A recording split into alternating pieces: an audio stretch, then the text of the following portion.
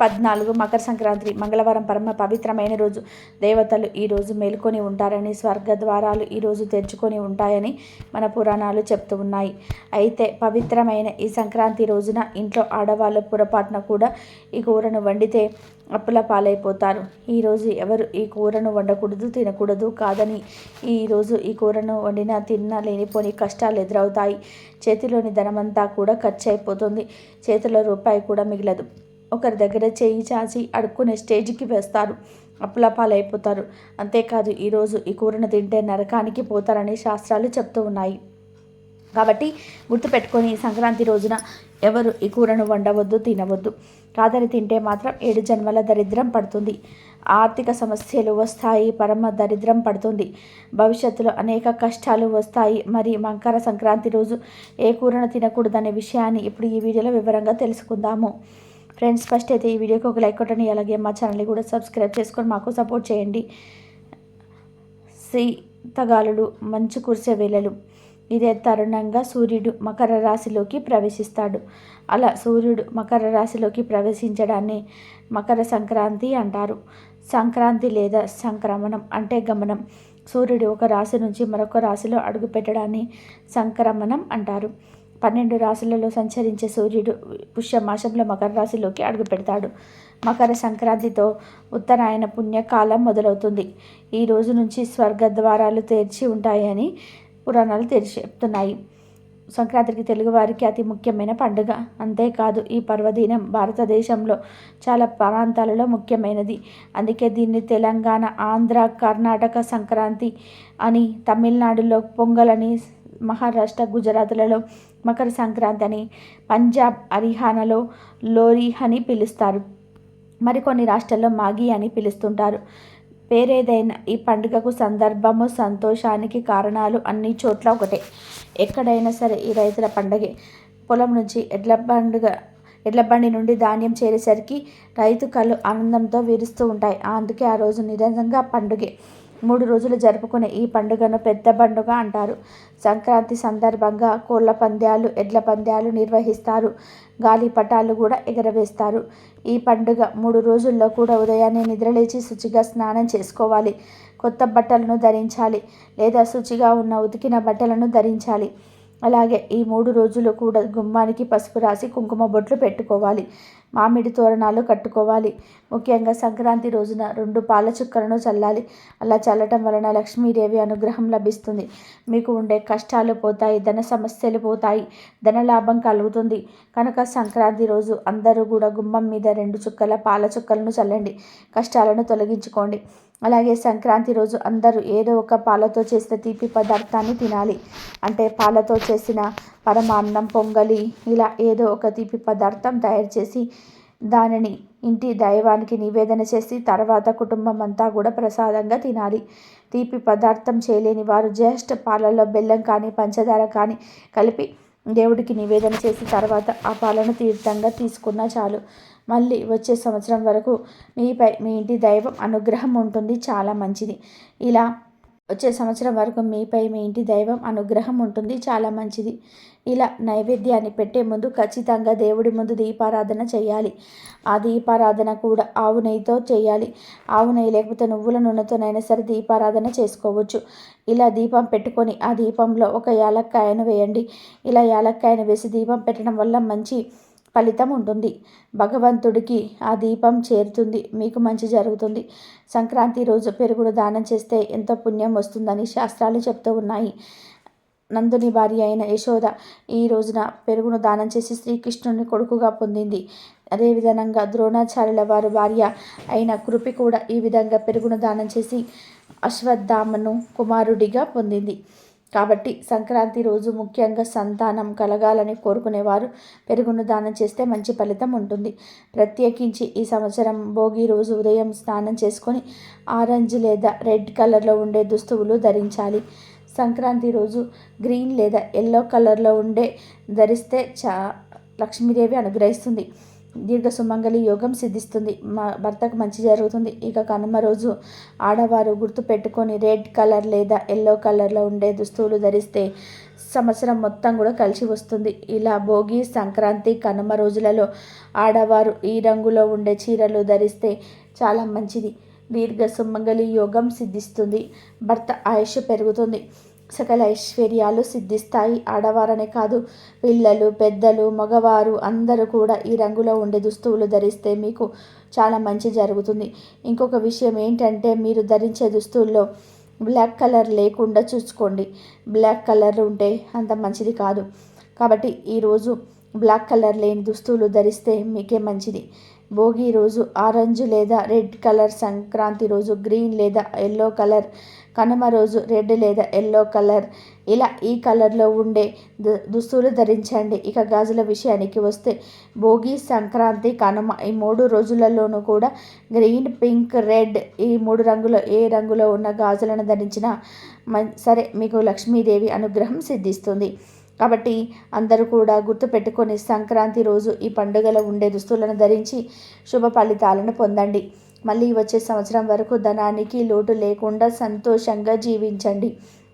సంక్రాంతి సమయానికి పొలాల నుంచి వచ్చే ధాన్యంతో రైతుల మనసు కూడా నిండుగా ఉంటుంది. ఇంటికి చేరిన కొత్త బియ్యంతో అన్నం వండుకొని తినరు. ఎందుకంటే కొత్త బియ్యం అరగదు.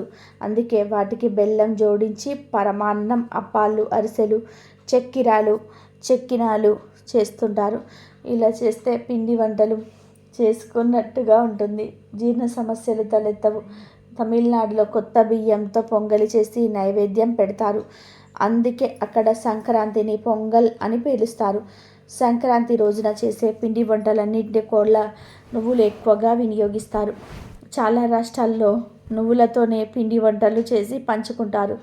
సంక్రాంతి సమయంలో నువ్వులు వాడటం వెనుక ఆరోగ్యకరమైన రహస్యాలు ఎన్నో ఉన్నాయి. నువ్వులలో ఉండే అధిక పోషకాల వలన ఒంటికి బాగా వేడి చేస్తాయి. అందుకే మన ఆహారంలో నువ్వులు పెద్దగా వాడరు. సంక్రాంతి సమయంలో సూర్యుని దిశ మారి ఉష్ణోగ్రతలు పెరుగుతాయి. ఈ సమయంలో నువ్వులను తినడం వల్ల మారుతున్న వాతావరణానికి శరీరాన్ని సిద్ధం చేస్తున్నట్టు అవుతుంది.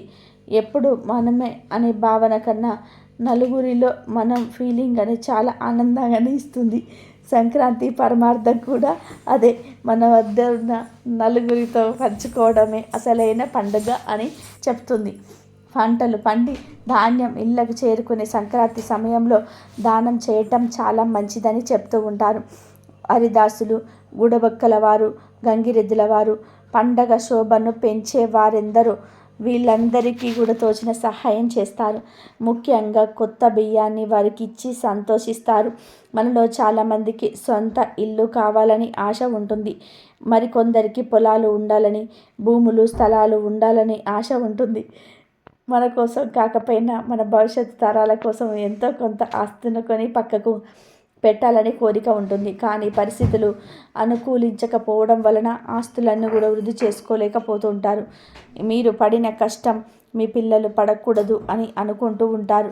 ఇలా సొంత ఇల్లు కావాలని, ఆస్తులు వృద్ధి చేసుకోవాలని కోరుకునేవారు ఈ పెద్ద పండుగ రోజు ఆవు కనిపిస్తే ఒక పని చేయండి. మీ ఇంటికి ఆవు వచ్చిన లేదా మీరు గోశాలకు వెళ్ళిన ఆవుకి ఇలా చేయండి. మీ మనసులో ఉన్న కోరిక నెరవేరటం ఖాయం. అసలు ఏం చేయాలి అంటే, సంక్రాంతి రోజు ఆవు కనిపిస్తే ఆవు చుట్టూ 7 సార్లు ప్రదక్షిణలు చేయండి. ప్రదక్షిణలు పూర్తయిపోయిన తర్వాత ఆవు వెనుక భాగంలో పసుపు రాసి కుంకుమ బొట్లు పెట్టి అక్షింతలు వేసి నమస్కారం చేసుకోండి. ఆ తర్వాత ఓం సురభ్యే నమః అని 11 సార్లు ఆవు దగ్గర నిలబడి జపించండి. ఆ తర్వాత ఆవుకు అరటి పండ్లను తినిపించండి. సంక్రాంతి రోజు ఆవుకు అరటి పండ్లు తినిపిస్తే మీకు మనసులో ఉన్న కోరికలన్నీ కూడా నెరవేరుతాయి. మీరు ఆవుకు అరటి పండ్లు తినిపించేటప్పుడు ఆవు మీ చెయ్యి తాకితే ఇక మీ పంట పండినట్లే. ప్రతి ఒక్కరు కూడా సంక్రాంతి రోజు ఆవుకు చక్కగా పూజ చేసి దానికి అరటి పండ్లను తినిపించండి. అలాగే కుదిరితే ఆవుకి నీటిని కూడా ఆహారంగా పెట్టండి. 5 గంటల పాటు నానబెట్టిన ఉలవలను తినిపించటం వలన ఉద్యోగంలో స్థిరత్వం ఉంటుంది. నానబెట్టిన బొబ్బర్లను తినిపిస్తే ధనం బాగా సంపాదిస్తారు. నానబెట్టిన గోధుమలను తినిపిస్తే కీర్తి ప్రతిష్టలు పెరుగుతాయి. సమాజంలో మంచి పేరు వస్తుంది. గోమాతకు కొంచెం నీటితో కలిపి బియ్యం పిండిని తినిపిస్తే మానసికంగా ప్రశాంతత లభిస్తుంది. ఇంట్లో గొడవలు అవుతున్న వారు ఇలా చేస్తే ఫలితం ఉంటుంది.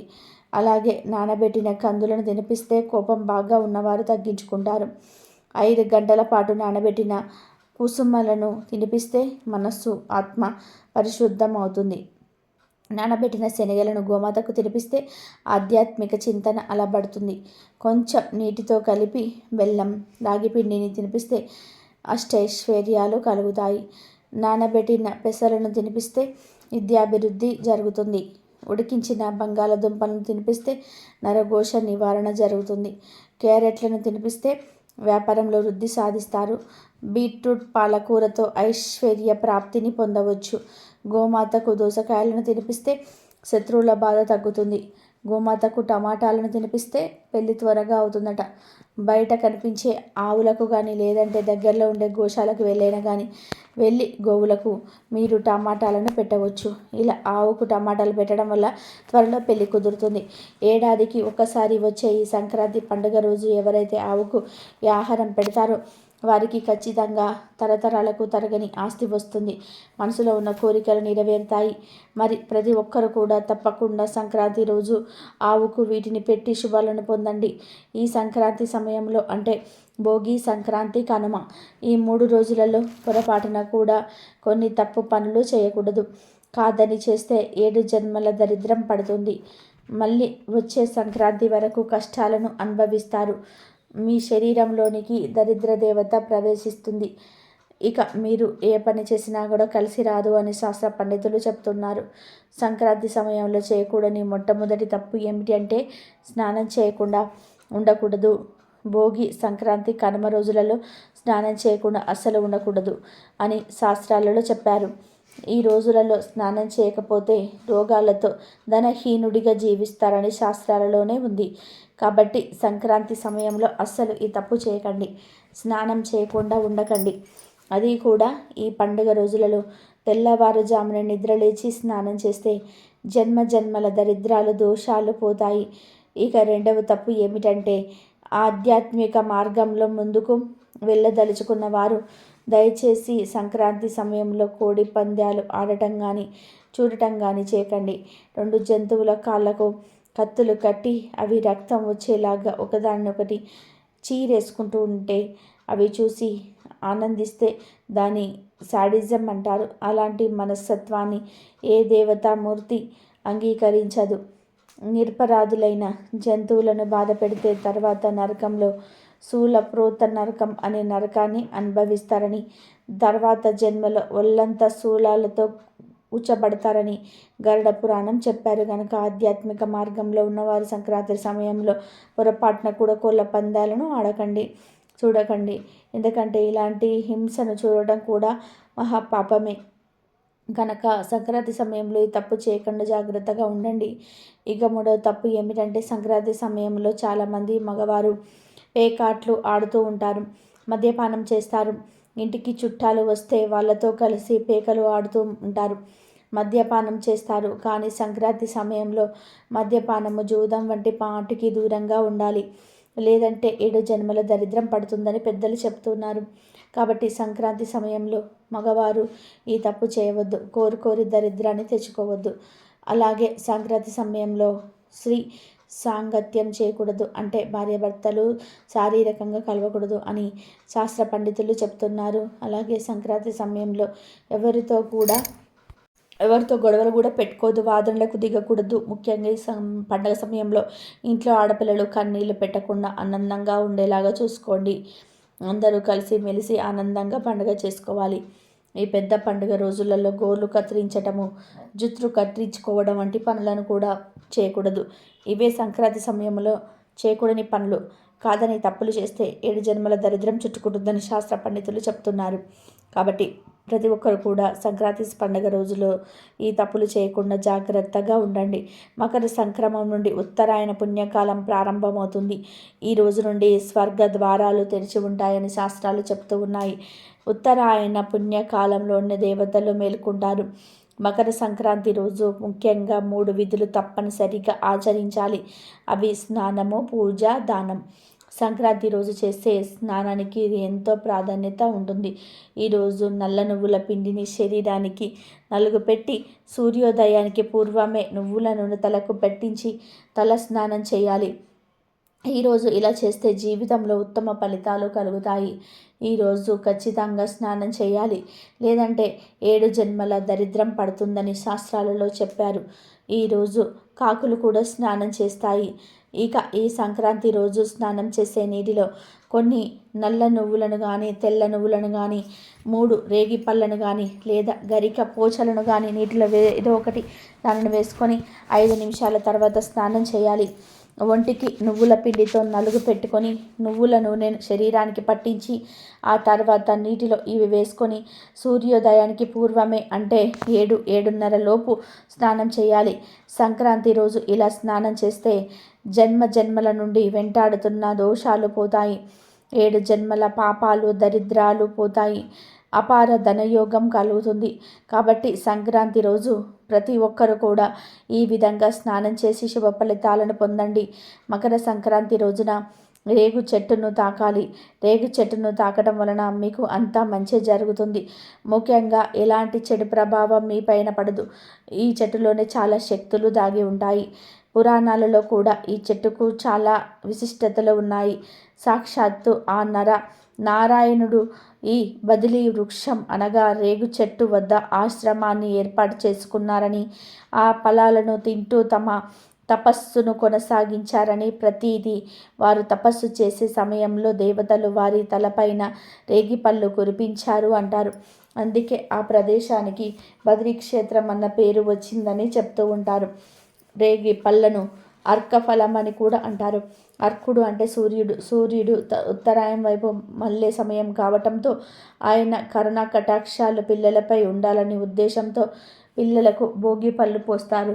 పైగా భారతదేశ వాతావరణానికి అనుకూలంగా ఇలాంటి ప్లేసులో అయినా సరే రేగి పళ్ళు పెరుగుతూ ఉంటాయి. ఎండని వానని అన్నిటినీ కూడా తట్టుకుంటూ ఉంటాయి. వీటిని బదరీ ఫలం అని కూడా పిలుస్తారు. జలుబు దగ్గర నుంచి సంతానం లేమి వరకు రేగిని అన్ని రకాలుగా రుగ్మతులకు దీవి అవసరంగా భావిస్తారు. రేగు పళ్ళు ఉన్న చోట క్రిమి కీటకాలు దరిచేరవని ఒక నమ్మకం.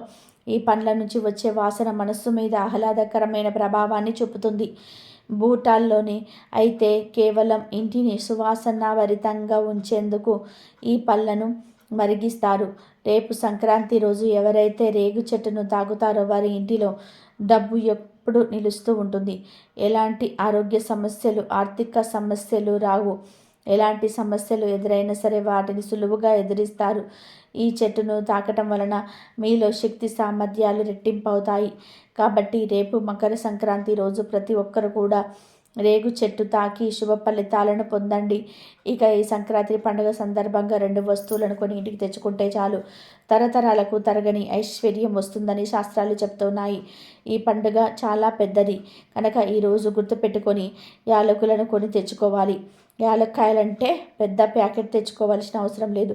3 చిన్న ప్యాకెట్ అంటే 5 రూపాయలు పెట్టి యాలక్కాయలు ప్యాకెట్ తెచ్చుకుంటే సరిపోతుంది. ఆ యాలక్కాయల ప్యాకెట్ కొని తెచ్చుకున్నా సరిపోతుంది.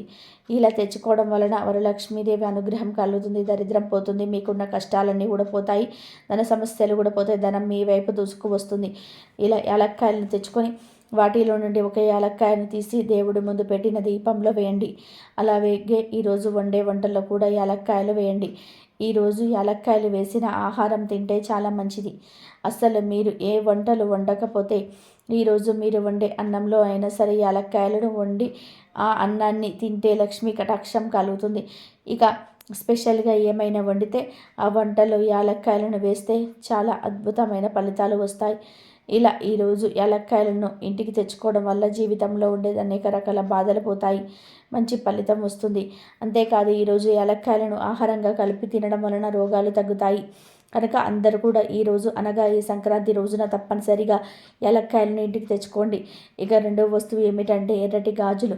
అవును, ఈ సంక్రాంతి రోజున ఎర్రటి రంగులో ఉండే మట్టి గాజులను కొని ఇంటికి తెచ్చుకొని ఆ గాజులను దేవుడు ఫోటో ముందు పెట్టండి. తర్వాత ఆ గాజులను సగం ఇంటి ఇల్లాలు తీసుకొని మిగిలిన సగం గాజులను ఆడపడుచులకు కానీ తోటి కోడలకు కానీ ఎవరికి లేకపోతే ఇంటి చుట్టుపక్కల ఉండే స్త్రీలకు కానీ ఇస్తే నుండు నూరేళ్ల సౌభాగ్యం కలుగుతుంది.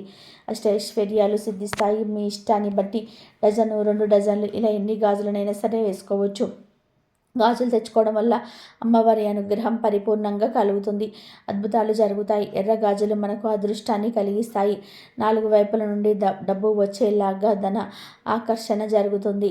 ధనం ఆకర్షించబడేలాగా గాజులు ఉపయోగపడతాయి. కాబట్టి సంక్రాంతి రోజు ఎర్రటి రంగులో ఉండే గాజులు తెచ్చుకొని ఆ గాజులను పూజ గదిలో దేవుడి ముందు పెట్టండి.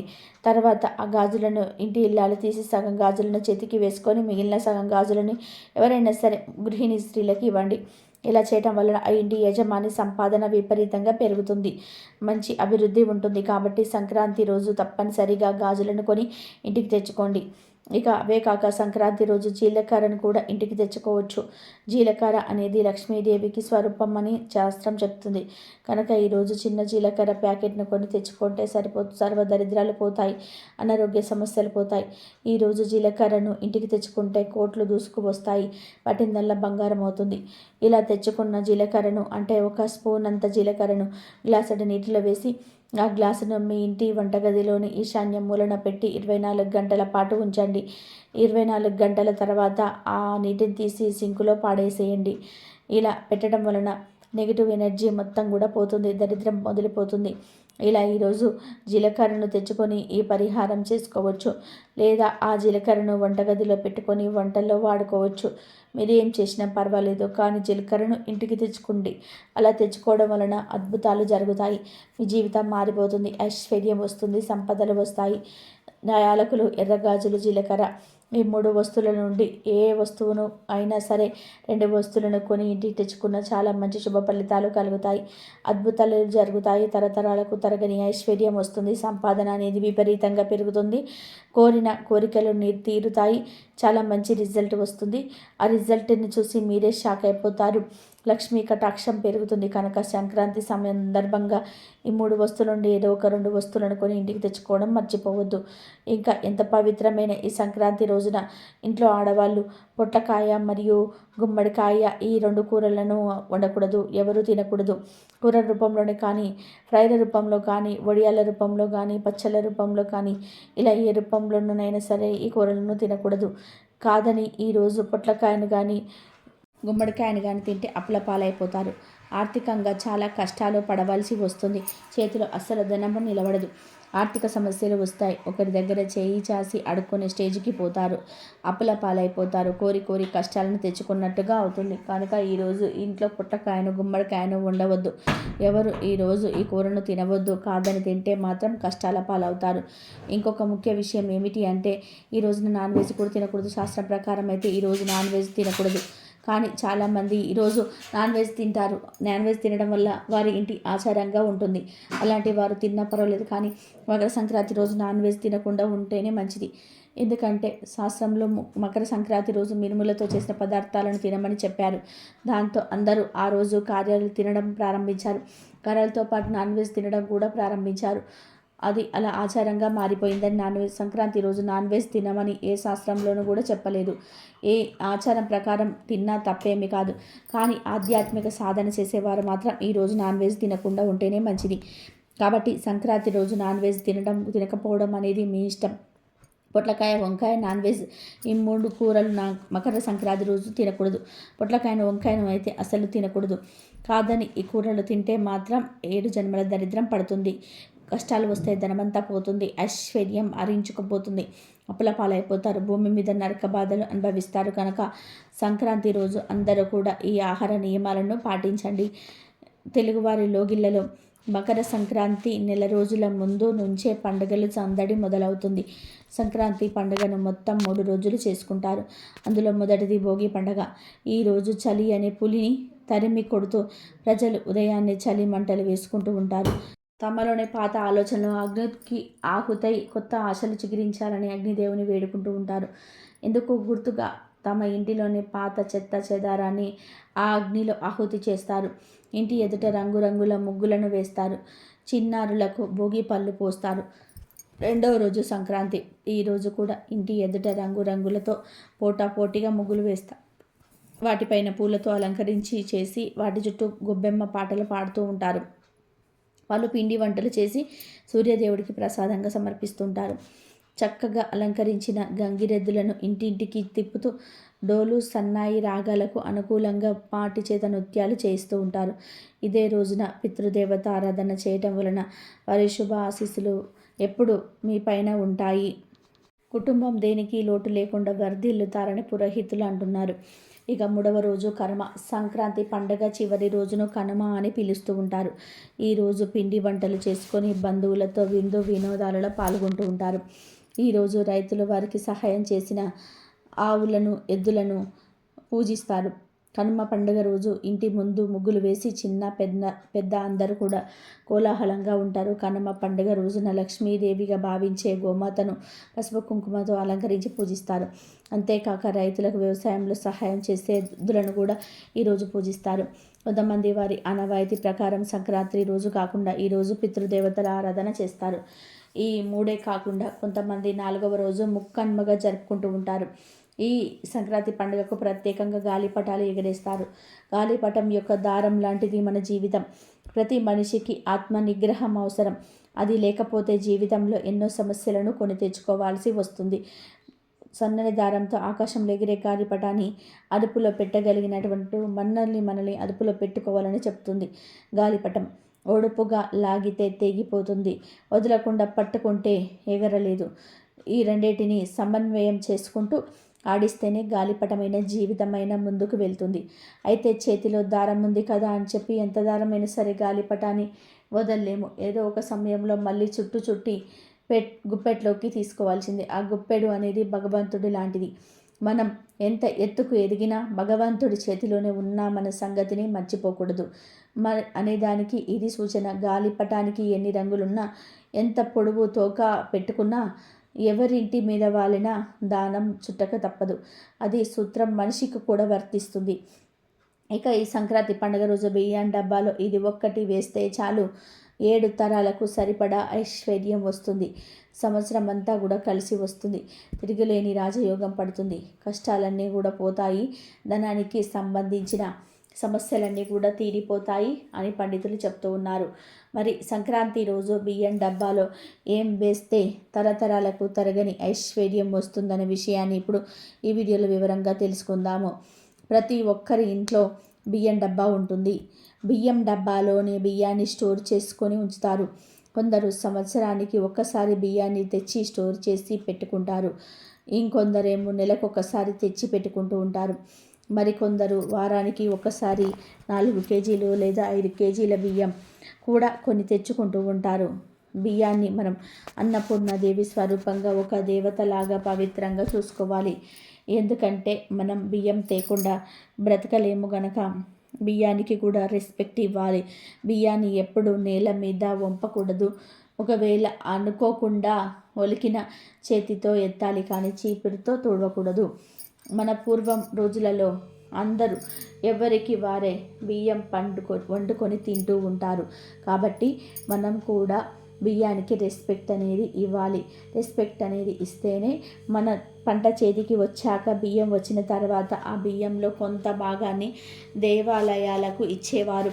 లేదా కొన్ని బియ్యం తీసి ముందే ఏదైనా తీపి పదార్థం వండి అందరికీ పంచి పెట్టేవారు.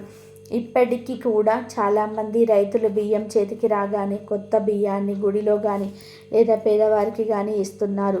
చాలామంది రైతుల ఇంటికి సంక్రాంతి పండుగకు ధాన్యం చేరుతుంది.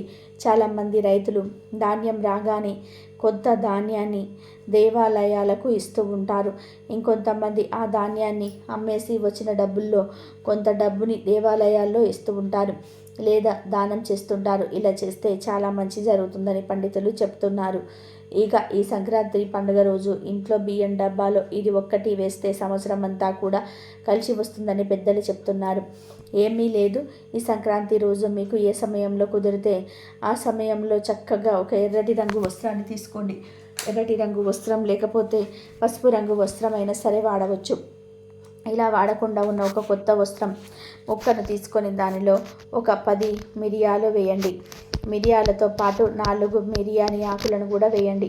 అలాగే 2 పసుపు కొమ్ములు కూడా వేసి 11 రూపాయల చిల్లర డబ్బులు వేయండి. మిరియాలు చాలా శక్తివంతమైనవి. బిర్యానాకులు, పసుపు కొమ్ములు కూడా ఎంతో శక్తివంతమైనవి. ఈ శక్తివంతమైన వస్తువులను 11 రూపాయల చిల్లర డబ్బులతో కలిపి మూటలాగా కట్టి ఆ తర్వాత ఈ మూటను మీరు మీ చేతిలో పట్టుకొని మాకు ఈ సంక్రాంతి నుండి అన్నీ కలిసి రావాలి, మా ఇంట్లో ధనానికి, ధాన్యానికి, ఆనందానికి, ఆరోగ్యానికి లోటు రాకుండా ఉండాలి, మా ఇంట్లో వాళ్ళందరూ ఎప్పుడు సంతోషంగా ఉండాలని సంకల్పం చెప్పుకొని తర్వాత ఈ మూటను తీసుకొని వెళ్ళి బియ్యం డబ్బాలో వేయండి. అంతే, పైన కాకుండా కొంచెం లోపలకు తోసి బియ్యంతో కప్పేయండి. సంక్రాంతి రోజు ఈ చిన్న పనిని చేస్తే సంవత్సరం అంతా కూడా మీకు కలిసి వస్తుంది. అన్నానికి లోటు రాదు.